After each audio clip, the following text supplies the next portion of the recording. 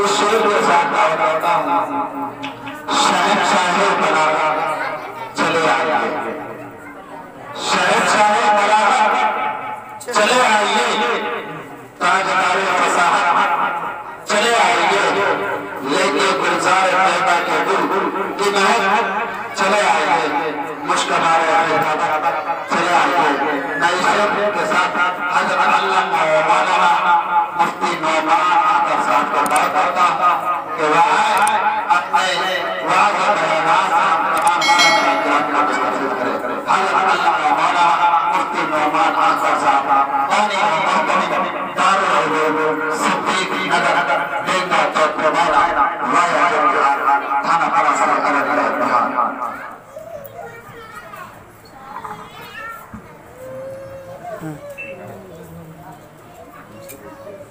बिस्मिल्लाहिर्रहमानिर्रहीम।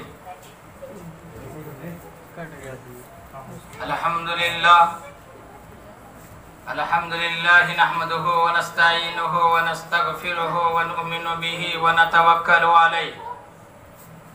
व नऊज़ु बिल्लाहि मिन शुरूरि अनफुसिना व मिन सय्यिआति अमालिना। मन यहदिहिल्लाहु फला मुज़िल्ल लहु व मन युज़्लिलहु फला हादिय लहु व नशहदु अल्ला इलाहा इल्लल्लाहु वहदहु ला शरीका लहु व नशहदु अन्ना मुहम्मदन अब्दुहु व रसूलुहु। औज़ु बिल्लाहि मिनश शैतानिर रजीम। बिस्मिल्लाहिर रहमानिर रहीम। वला तहिनु वला तहज़नु व अंतुमुल आलौना इन कुंतुम मुमिनीन। किसी शायर ने कहा, नूरे खुदा है कुफ्र की हरकत पे खंदज़न, नूरे खुदा है कुफ्र की हरकत पे खंदज़न, फूकों से ये चराग बुझाया नहीं जाएगा। अल्लामा इकबाल मुल्क हिंदुस्तान के आज़ाद के खुशियों में ये गीत गाए, सारे जहां से अच्छा हिंदुस्तान हमारा, ये बुलबुलें हैं इसके, ये गुलसिता हमारा। अजीज बच्चों और मुअज़्ज़ज़ अराकीन मदरसा, मुंतज़िमान कमेटी, खुसूसन इस प्रोग्राम को सजाने के लिए मेरे तमाम असातिज़ाए मोहतरम, जो कि बड़ी मेहनत और जुस्तजू के साथ ये प्रोग्राम को आप हजरात ने दिल लगी के साथ सजाया है।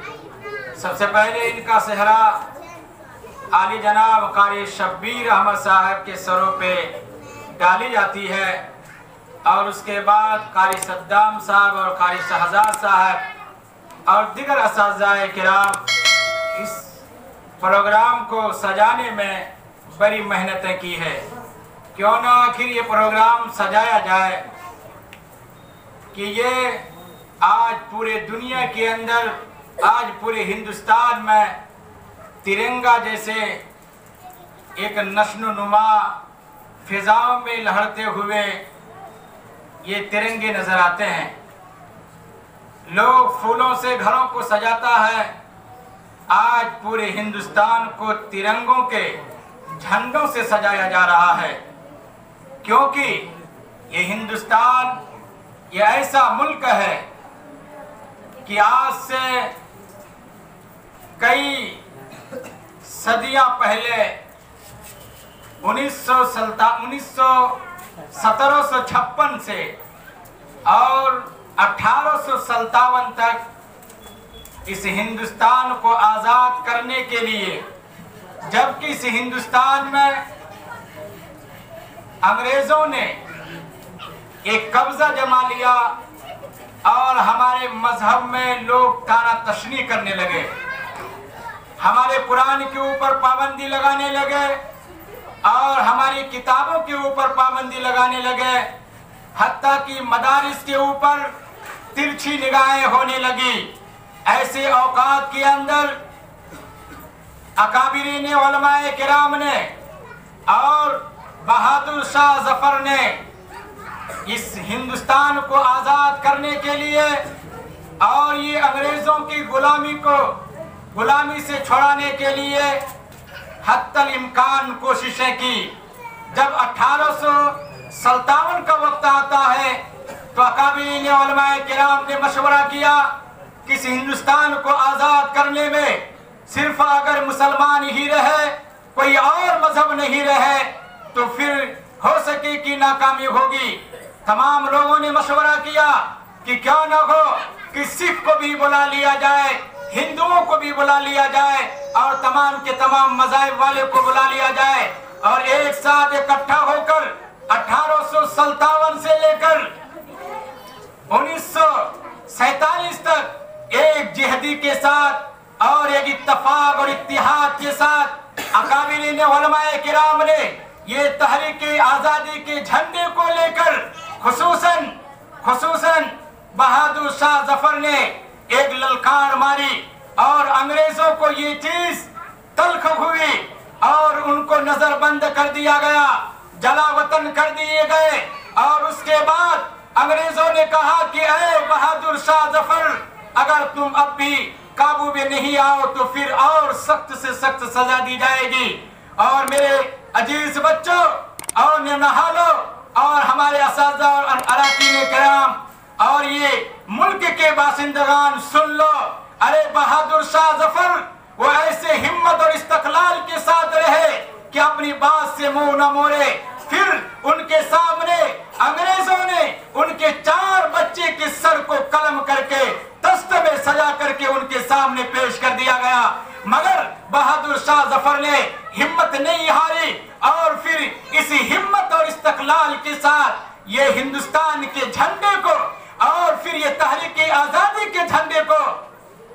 इत्तिहाद के साथ ललकारा। अकाबिरीन उलमाए किराम उनके सामने आए और खुद हज़रत मौलाना महमूदुल हसन साहब, हज़रत मौलाना मुफ्ती महमूदुल हसन साहब, जिसको लोग आज पूरी दुनिया शेखुल हिंद के नाम से जानती है, और उनको बुलाया गया। अंग्रेज खुद कहता है कहे महमूदुल हसन सुन लो, तुम्हारे अंदर में अंग्रेज का इतना बुग़्ज़ है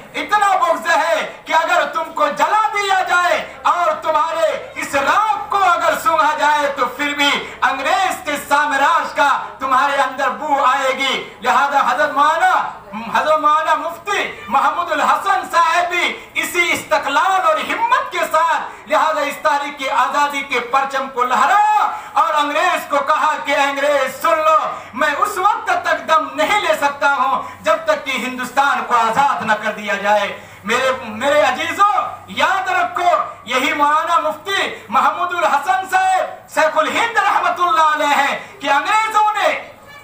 इनको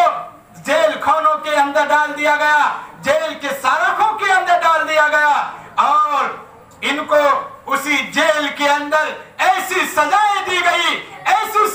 गई कि जब इनके वफात होता है और इसके गुस्ल कराने के लिए जब तख्ते में लिटाया जाता है, लोग क्या देखते हैं कि उसके कमर में हड्डी के बजाय कुछ नहीं है। हज़रत मौलाना अशरफ अली थानवी रहमतुल्लाह, हज़रत मौलाना हुसैन अहमद मदनी रहमतुल्लाह अलैह से पूछा गया, इनके वाक़ियात बयान किए गए कि आखिर हज़रत मुफ्ती महमूदुल हसन साहब शेखुल हिंद रहमतुल्लाह अलैह के ऐसे वाक़ियात क्यों पेश आए कि इसके कमर में सिर्फ हड्डी है, गोश्त नहीं है। हज़रत मौलाना हुसैन अहमद मदनी रहमतुल्लाह अलैह ने फरमाया कि लोगों, मुझे अफसोस और मुझे गम है और मेरी आंखें रो रही है। मुझे बताने के लिए हज़रत शेखुल हिंद रहमतुल्लाह अलैह ने मना किया, मैं नहीं बता सकता, मगर तुम पूछते हो तो मैं बताता हूँ कि जब ये जेल के सलाखों में थे तो इन अंग्रेजों ने और इन बदतमीजों ने हजरत शेखुल हिंद रहमतुल्लाह अलैह को रोज सजाए देते और ये लूहे गरम करके रोज उसके कमर में दागा जाता था और उसी कमर के इस दागने की वजह से ये गोश्त पिघल गए, सिर्फ और सिर्फ हड्डी बाकी रही। ऐ हिंदुस्तान के चलाने वाले और इस मुल्क के अंदर हुकूमत करने वाले, क्या हमारे असलाफ के अकाबिरीन की कुर्बानियां भूल गए? हज़रत मौलाना हुसैन अहमद मदनी रहमतुल्लाह अलैह जबकि ये फतवा दिए थे अंग्रेज के खिलाफ, क्या लोगों, लिहाजा ये अंग्रेज को भगाने में और अंग्रेज